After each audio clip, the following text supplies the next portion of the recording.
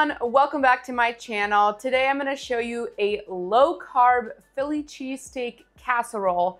This is going to be a perfect dish that you can either just eat by itself or with some low carb or keto friendly bread, tortilla, whatever you want. Let's jump right in. First thing we're going to do is prep our vegetables. So I'm going to be using a combination of onion, peppers, and mushrooms. This is exactly what you would put into a Philly cheesesteak, and so that's exactly what we're gonna use today. First thing we're gonna do is prep the mushrooms. We just wanna finely chop the mushrooms, or not chop, but like slice them. You honestly can cut them however you want, whatever your preference is. Mushrooms, when you cook them, they do get smaller, so you don't really need to, like make them too small because they're gonna shrink when you cook them and the moisture comes out. This is a super easy and really inexpensive one pan dish. This is, full of vegetables, full of nutrients, and really easy. It's also a really great meal prep. You could make this, have it for lunch, have it for dinner. It's really filling and, like I said, full of nutrients, so it's gonna keep you satiated throughout the day. As I'm chopping up all my vegetables, I'm just setting them aside into a bowl because we're gonna cook them all together. So I just wanna make sure, you don't have to separate them out. Just put them all in one bowl to make it easier for yourself. Mushrooms are chopped. I used about 1 cup of baby Bella mushrooms, but you can use your favorite mushroom of choice. I just think those mushrooms go the best with a Philly cheesesteak, so that's why I'm using them. And next I'm going to cut half of a sweet onion.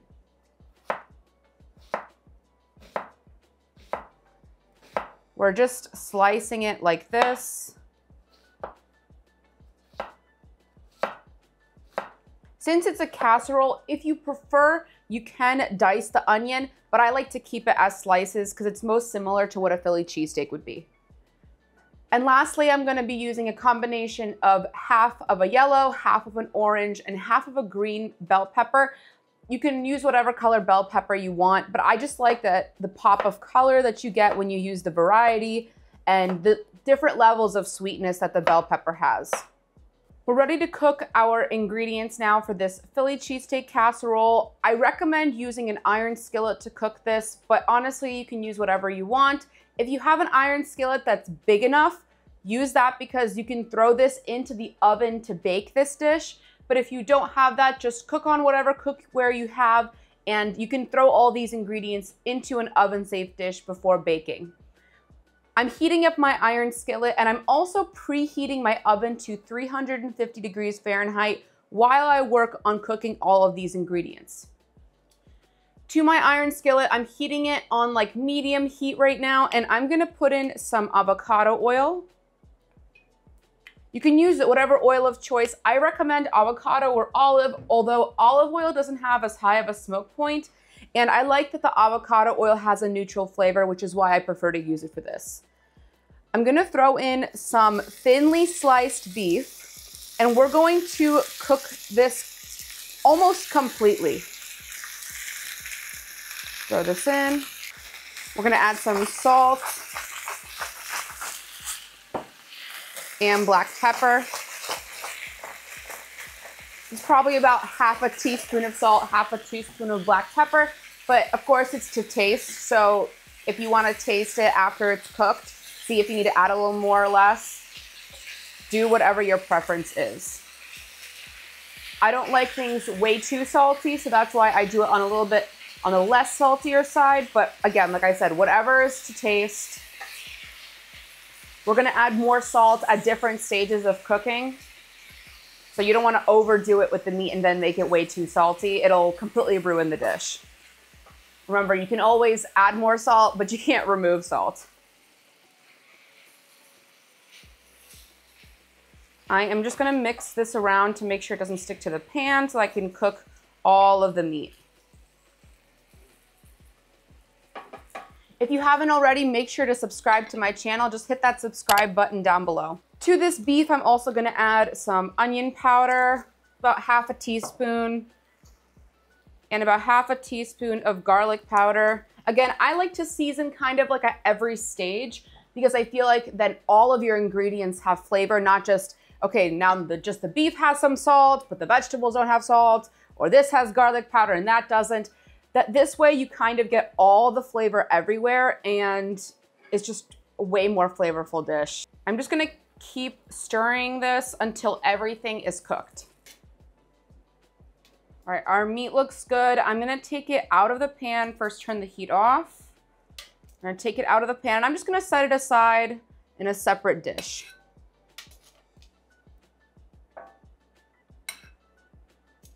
I'm not worried that there's still a little pink because it will finish cooking in the oven, and I don't wanna completely dry out the meat because it is thinly sliced, so it's, you know, gonna be on the drier side.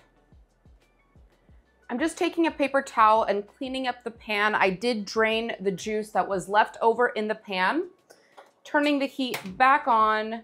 We're gonna put it on medium-low this time.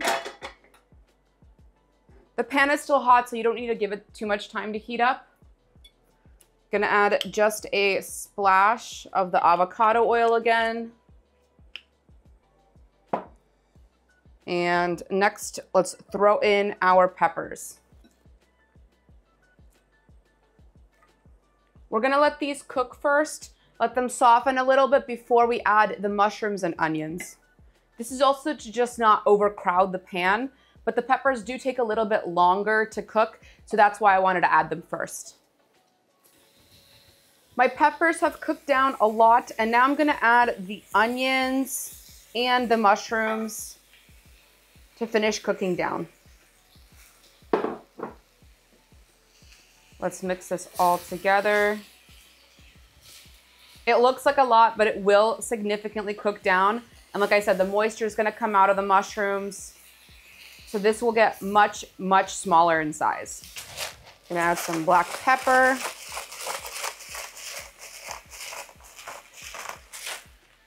Again, the salt and black pepper are to taste.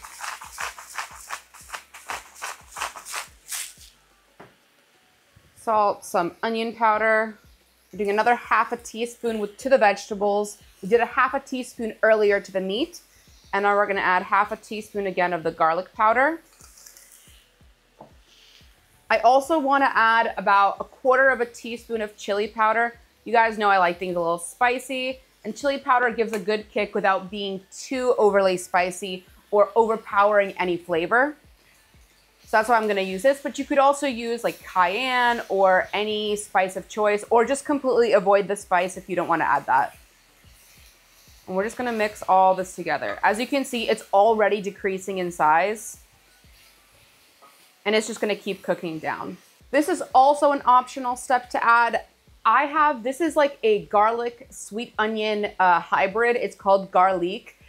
It's really hard to find this, but I find this at my local Whole Foods. So if you can, I highly recommend. It's super delicious, but you can also use scallions.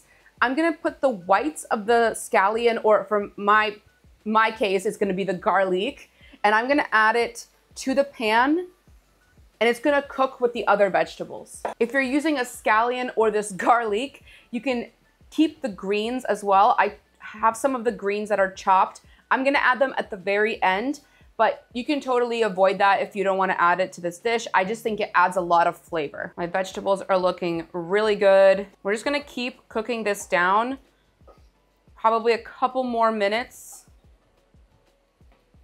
because we wanna get a lot of this moisture out. And while I'm still waiting for that moisture to evaporate, I'm gonna add actually a little bit more moisture back in. We're gonna add some beef broth.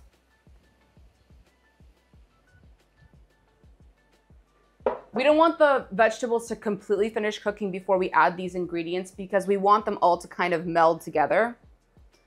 I'm also going to add a couple splashes of Worcestershire sauce, and we're gonna add 2 ounces of cream cheese. You can use full fat cream cheese, you can use low fat cream cheese, whatever you have, that's what you wanna use.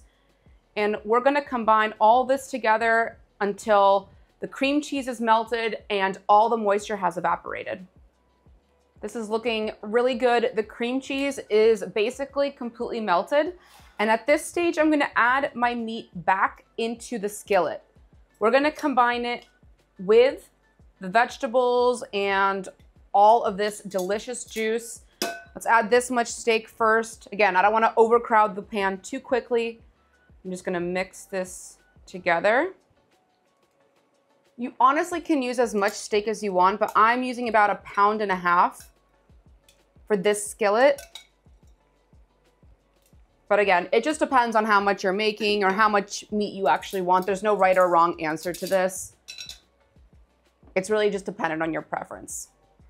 We're gonna give it about another minute or so, let some more moisture evaporate. You'll know when it's ready when there's barely any, bubbling going on. That means that most of the moisture is gone. Now it's not done yet, but I do wanna see if I need to add any more seasonings or anything, so I'm just gonna try some. I'm gonna add a touch more salt and let this keep cooking for about another minute. I've turned the heat off. It's looking really good. A lot of the moisture has evaporated, which is exactly what we're looking for. I'm now gonna take some slices of provolone. You can also use shredded provolone, and we're gonna layer this right on top. This is about 1 cup, but honestly, you can just use as much as you want. It's just based on preference. Our dish is ready to go in the oven. Like I said, my oven is preheated to 350 degrees Fahrenheit. We're gonna throw this in for about 15 minutes. Let this keep cooking, let the cheese melt. Let's put this in.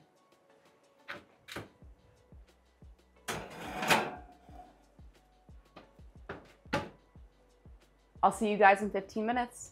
I've taken our Philly cheesesteak casserole out of the oven. Oh, it just looks so delicious. I'm gonna top it with that garlic that I told you, or you can use the greens of a scallion. This is just for color. Oh, and I'm gonna show you my favorite way to eat this. Like I said, you can either eat this as is, you could put this in a low carb tortilla, a regular tortilla, low carb bread, regular bread, whatever you want.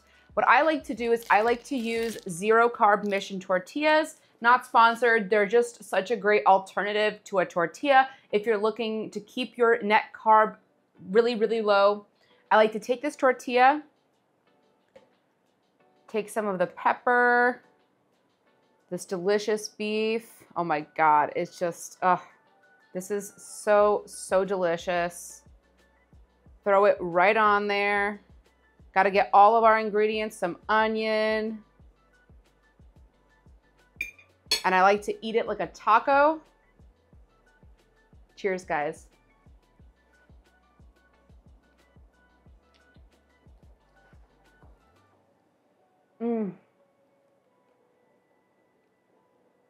Because of all of the Worcestershire sauce and the beef broth, our steak, even though it's thin, it did not get dry at all. It's so full of flavor, so juicy. This is such a great low carb dish full of nutrients that will keep you full and satiated. Thank you so much for watching. I hope you guys enjoyed this video. If you did, make sure to hit that like button and subscribe to my channel. Also hit that notification bell to never miss a tasty upload. Till next time.